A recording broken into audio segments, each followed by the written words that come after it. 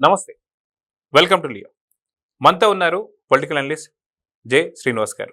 నమస్తే అండి. నమస్కారం. మనం చూసుకుంటే రైతులందరినీ కూడా 2019 నుంచి 24 దాకా మట్టిని నమ్ముకున్నటువంటి రైతుల నోట్లో వైఎస్ జగన్మోహన్ రెడ్డి గారు మట్టి కొట్టారు. ఇది చాలా క్లారిటీగా మనకు అర్థమవుతుంది. అయితే దాదాపు 1670 కోట్లు బకాయిలు పెట్టడం కావచ్చు, అదిగాక ఫసల్ ఏదైతే ఉంటుందో కేంద్రం నుంచి రావాల్సిన దాన్ని కూడా ఆపేసి దాదాపు 2500 కోట్ల పైచీలకు కావచ్చు, ఇలా ఎన్నో చేశారు.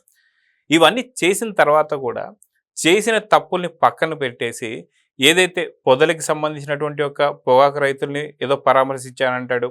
అంతకుముందు చూసుకుంటే గుంటూరులో మిర్చి రైతులను పరామర్శించా అంటాడు. తర్వాత బంగారుపాలెంకి వెళ్ళిపోయి అక్కడ మామిడి రైతులను ఏదో పరామర్శించామని చెప్పేసి అంటాడు. ఆగస్టు 2వ తారీఖు నుంచి ఏదైతే రైతుకు సంబంధించి మనం చూస్తున్నాం, ఏదైతే అన్నదాత సుఖీభవ కూడా ఇప్పుడు ప్రారంభమైనసరికే ఇప్పుడు కూటమి ప్రభుత్వం వైసీపీ నోట్లో మట్టి కొట్టిందా అంటే ఏమంటారు? మట్టి కొట్టిందా అనే దానికంటే చెక్ పెట్టిందని చెప్పుకోవచ్చు అండి. సూపర్ 6తో చెక్ పెట్టింది.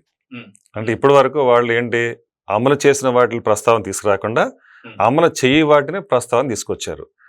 దానికి సాంకేతిక కారణాలు ఉన్నాయి. అవి మొదటి నుంచి చెప్పుకొస్తుంది కూటమి ప్రభుత్వం. అందులో ముఖ్యంగా మహిళలకి ఆర్టీసీ బస్సు విషయం. రోడ్ల దుస్థితి చూసి ముందు ఆ రోడ్లను చక్కదిద్దుకోవాలి. ఎక్కడైతే గుంతలపడ్డ రోడ్లు ఉన్నాయో అవన్నీ సక్రమంగా చేసుకుంటే అప్పుడు బస్సులు తిరగలుగుతాయి. ఇప్పుడు 1200 నుంచి 1500 కొత్త బస్సులు రోడ్లు ఎక్కించాలి. ఉన్న బస్సులు పాత బస్సులు షెడ్యూల్లో ఉండిపోయినాయి, డిపోల్లోకి పరిమితమైనవి, రిపేర్లు ఉండి అవన్నీ మరి ఉన్న పళంగా తీసుకొస్తే 2 రకాల ఇబ్బందులు. ఒకటి, సరిపడా బస్సులు లేకపోవటం, తగిన మౌలిక సదుపాయాలు బస్ స్టాండ్స్లో లేకపోవటం, మహిళలకి ఏదైతే మరుగుదొడ్లు కానివ్వండి, ఇంకోటి కానివ్వండి, అలాగే తాగునీరు కానివ్వండి, బెంచెస్ కానివ్వండి, ఇలాంటి మౌలిక సదుపాయాలు కల్పించుకుంటూ రోడ్లకి మరమ్మతులు చేసుకుంటా, కొత్తగా మళ్ళీ రోడ్లు వేసుకుంటా, బస్సులు తిరిగే విధంగా రోడ్లు తయారు చేసుకుంటా, మరో పక్కన బస్సులు కొనుగోలు చేసుకుంటా, ఈ కార్యక్రమం చేసే ఈ వ్యవధిని వాళ్ళ గోరంతల కొండంతలు చేసి చూపించారు. రేపు వాళ్ళకి చెక్ పెట్టే రోజు ఇంకా మరి ఒక వారం రోజుల్లోనే ఉంది.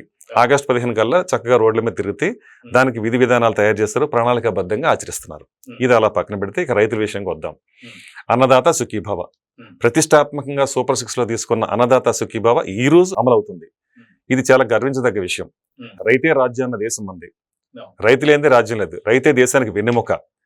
అలాంటి ఈ దేశంలో రైతుకి తెలుగుదేశం ఏనాడో ఆవిర్భావం రోజునే పక్కటం కట్టింది. తెలుగుదేశం జెండాలో నాగలి గుర్తు, అదే ఎజెండా.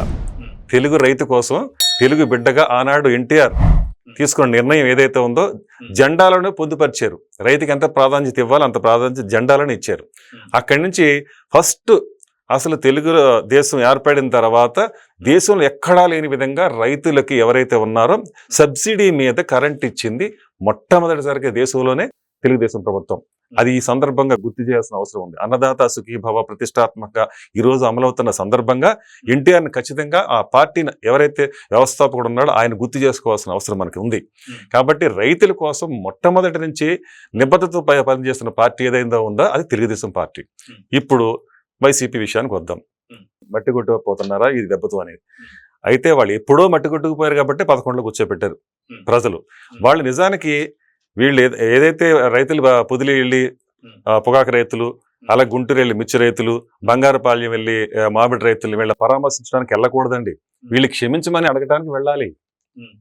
క్షమించమని అడగడానికి వెళ్ళాలి. ప్రతి చోటకి వెళ్ళి రైతులున్న ప్రతి చోటకి వెళ్ళి క్షమించమని అడగాలి.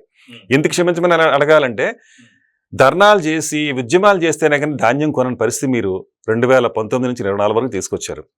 అలా రైతులకి ఏదైతే ఫసల్ బీమా యోజన పథకం ఉందో మీరు అన్నట్టు అది 3 సంవత్సరాలు ఇవ్వకుండా ఆపేశారు. అది కేంద్ర ప్రభుత్వం చెల్లించింది. వాళ్ళ వడ్డీతో సహా ఇప్పుడున్న కూటమి ప్రభుత్వం చెల్లించాల్సిన పరిస్థితి. మోసం చేసింది ఎవరు? మీరే. అలాగే 1647 కోట్లు ఏదైతే రైతులకు చెల్లించాల్సింది బకాయిలు అట్టి పెట్టేసేసి మీరు బయటకు పోయారు. ప్రభుత్వాన్ని వదిలిపెట్టేసి అధికారాన్ని కోల్పోయి బయటకు పోయారు. ఇదంతా మీరు రైతుకు చేసిన దగా మోసం కాదా? అలాగే చంద్రబాబు నాయుడు గవర్నమెంట్ ఉన్నప్పుడు రైతు రథం ఆయన పేరు పెట్టి ఆయన ఎంతో గొప్పగా ప్రతిష్టాత్మకంగా 6000 కోట్లు వెచ్చించి ట్రాక్టర్లు ఇచ్చారు. మరి ఏం చేశారు మీరు వచ్చిన తర్వాత? వైసీపీ గవర్నమెంట్ వచ్చిన తర్వాత అది ఏమైపోయింది? అది రద్దు చేశారు కదా. మీరు 12,500 రూపాయలు రైతుకి ఇస్తామన్నారు, ఇచ్చారా? కేవలం 7,500 ఇచ్చి సరిపెట్టారు కదా. మరి అది మోసం కదా. అది మిమ్మల్ని అడగాల కదా. మీరు వెళ్ళి ఇదంతా క్షమాపణ చెప్పుకోవాలి, వెళ్ళి ప్రజల దగ్గరికి రైతుల దగ్గరికి పోయి క్షమాపణ చెప్పుకోవాలి. 90% సబ్సిడీతో డిప్ ఇరిగేషన్ పరికరాలు సమకూర్చింది తెలుగుదేశం గవర్నమెంట్. మీరు ఏం చేశారయ్యా? ఎత్తేసారు కదా. అసలు దేశంలోనే 4వ స్థానానికి తీసుకొచ్చేసారు మీరు. డ్రిప్ ఇరిగేషన్ లో మొదటి స్థానంలో ఉండేది ఆంధ్రప్రదేశ్ ప్రభుత్వం, మనకి డ్రిప్ ఇరిగేషన్ లో నెంబర్ 1 దేశంలోనే. అలాంటిది మీరు 4వ స్థానానికి తీసుకొచ్చారుగా. మళ్ళీ ఇవాళ సంవత్సరంలోనే మళ్ళీ తిరిగి మళ్ళీ మొదటి స్థానానికి తీసుకొచ్చింది కూటమి ప్రభుత్వం అధికారంలోకి వచ్చిన తర్వాత. ఏంటండి తేడా? ఎంత తేడా ఉంది వాళ్ళకి వీళ్ళకి అని చెప్పడానికి ఎంతకంటే ఏంటి చెప్పాల్సిన విషయం ఇంకా చాలా ఉన్నాయి. ఇవాళ జలాశయాలు కళకళ ఆడిపోతున్నాయి, నిండు కుండల్లా ఉన్నాయి. చంద్రబాబు నాయుడు వేస్తే వర్షం ఉండదన్నా మీరు, ఎండిపోతాయి అన్నీ అన్నారు పొలాలన్నీ. మరి ఇవాళ చూడండి కళకళ, శ్రీశైలం కళకళ ఆడిపోతుంది, కృష్ణమ్మ కళకళ ఆడిపోతుంది, గోదావరి కళకళ ఆడిపోతుంది, సాగర్ కళకళ ఆడిపోతుంది, ఎత్తిపోతల దారి ఇప్పుడు వెలుగొండ 26 కల్లా పూర్తయిపోతుంది, పోలవరం 27 కల్లా పూర్తయిపోతుంది. రైతు ముఖాల్లో ఎంత ఆనందం వెలువరిస్తుందండి ఇవాళ మీరు చేసిందే. అంతేకాకుండా మీరు రైతుకి ఏం చేశారు? ఇక్కడ ఈ ప్రభుత్వం వచ్చిన తర్వాత ఏం చేస్తుందో చూపిద్దాం. ఇప్పుడు మీరు రైతుకి ఏదైతే మామిడి పంట ఉందో పక్క రాష్ట్రాల కంటే మనం ఎక్కువ పెట్టుకున్నాం. అక్కడ 6 రూపాయలు 90 పైసలు ఉంటే ఇక్కడ 12 రూపాయలు చేసాం. అంటే ప్రభుత్వం కూడా సిద్ధిరామయ్య గారు కూడా లేఖ రాశారు, మా మామిడి పండ్లు కూడా మీరే తీసుకోండి అని చెప్పేసి. దాన్ని వక్రీకరిస్తూ వాళ్ళు చేసిన ప్రచారం కూడా వేరేగా ఉంది. సో ఇక్కడ మనం ఇది మాట్లాడుతున్నటువంటి సందర్భంలో నాకు ఇంకొకటి కూడా గుర్తొచ్చింది. ఏంటి అంటే అమరావతికి సంబంధించి దాదాపు కొన్ని వేల ఎకరాలు ఎవరైతే ఉన్నారో రైతులు ఇచ్చిన సందర్భంలో వాళ్ళు అనుకున్నటువంటి ఒక రాజధాని లేదు అనేసరికి అదే రైతులు దీక్షకు, అంటే ఏదైతే ఏమంటారు గుడి నుంచి వాళ్ళు తీసుకుంటున్నటువంటి ఒక దీక్ష ఏదైతే ఉందో దీన్ని పూర్తిగా భగ్నం చేస్తూ ఏదైతే ఒక గర్భిణీ స్త్రీ పైన బూటు కాళ్ళతో తొక్కినటువంటి ఒక వైనం మనం చూసాం. అలాంటి అమరావతి రైతులు ఎవరైతే రైతులందరినీ కూడా ఇంత దగా మోసం చేసిన జగన్మోహన్ రెడ్డి ఒకవైపు అయితే, ఈ రోజు అన్నదాత సుఖీభావతో చంద్రబాబు నాయుడు గారిని వీరిద్దరి మధ్యన ఉన్న వ్యత్యాసాన్ని ఎలా చూడాలంటారు? మీరు అడిగిన ప్రశ్నలో సమాధానం ఉందండి. ఆ అమరావతికి ఇచ్చిందంతా రైతులే, చిన్న రైతులు, సన్నకారు రైతులు. ఆ రైతులు ఇవాళ మనం అభివృద్ధి చెందాలి, భాగస్వామ్యం కావాలి, ఈ రాష్ట్ర అభివృద్ధిలో మనం కూడా పాలు పంచుకోవాలని ఆ రోజుని త్యాగం చేశారు. త్యాగం చేసి 33,000 ఎకరాల భూమిని రాజధాని నిర్మాణం కోసం ఇచ్చారు. ప్రపంచంలోనే ఇది రికార్డ్ అని చెప్పుకున్నారు ఆ రోజునే. ఎక్కడ ఇంత పెద్ద ఎత్తున ల్యాండ్ పూలింగ్ అనేది జరగాలని లేదు. అది ఎందుకు జరిగిందంటే చంద్రబాబు నాయుడు యొక్క పనితనాన్ని, ఆయన ట్రాక్ రికార్డ్ని గుర్తించి గౌరవించి ఇచ్చిన ఒక అరుదైన అవకాశం అది. అంటే ఆయన అదే అన్నాడు, నాకు ఒక అవకాశం వచ్చింది సైబరాబాద్ని సృష్టించడానికి, అది నేను మహద్భాగ్యంగా భావించాను. ఒక సైబరాబాద్ సృష్టించగలిగాము, అదేవిధంగా అమరావతిని కూడా అదే విధంగా సృష్టించి నేను ఒక విధమైన తృప్తిని పొందాలనుకుంటున్నాను. అభివృద్ధి చేసే తృప్తి పొందాడు చంద్రబాబు నాయుడు, అవినీతి చేసి తృప్తి పొందాడు జగన్మోహన్ రెడ్డి. మీరు అన్నారు రెండింటికి తేడా అది. అభివృద్ధి చేసి తృప్తి పొందేదేమో చంద్రబాబు నాయుడు అయితే, అవినీతి చేసి డబ్బులు సంపాదించి తృప్తి పొందేది జగన్మోహన్ రెడ్డి. ఈ తేడా ఎప్పుడు ఉంటానే ఉంది. అదేవిధంగా ఇతనికి చంద్రబాబు నాయుడిది ఘన చరిత్ర, జగన్మోహన్ రెడ్డిది ఘన చరిత్ర. సో ఘన చరిత్ర నడిచింది కాబట్టి 5 ఏళ్ళు విధ్వంసం, అరాచక పాలన, అవినీతి పాలన, అక్రమ పాలన, అంత స్కామ్ల పాలన అన్ని నడిచింది. ఇవన్నీ చూశారు కాబట్టి ఒక రైతు ఏంటంటే అన్ని రంగాలు కుదేలైపోయినాయి. మరీ ముఖ్యంగా వాళ్ళ అన్నదాత సుఖీభావ అని ఏదైతే కార్యక్రమాలు లాంచ్ అవుతుందో ఈ సందర్భంగా రైతులు అయితే చాలా సంతోషంగా ఉన్నారండి.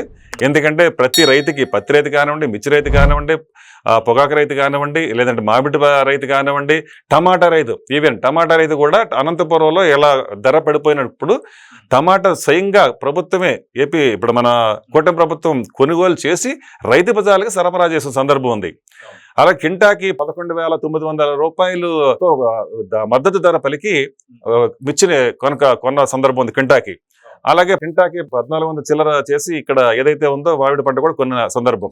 ఇలా అన్ని విధాలుగా కూడా ఎక్కడ కూడా రైతుకి పంటకు సంబంధించి నష్టం జరగకూడదని ముందస్తుగానే ప్రణాళికలు చేసుకుని ఆ ప్రకారం వాళ్ళకి మద్దతు ధర పలికించుకుంటా వాళ్ళ ముందు ఒక స్థాయికి తీసుకెళ్తుంది. ఇవాళ మనం ప్రపంచంలో మన నుంచి 40,000 కోట్ల ఆహార ఉత్పత్తులు మనం తీసుకెళ్లగలుగుతున్నామంటే ఇది అనుకుండి చంద్రబాబు నాయుడు గారు ముందుకు తీసుకెళ్ళిన క్రమం రైతుల్ని.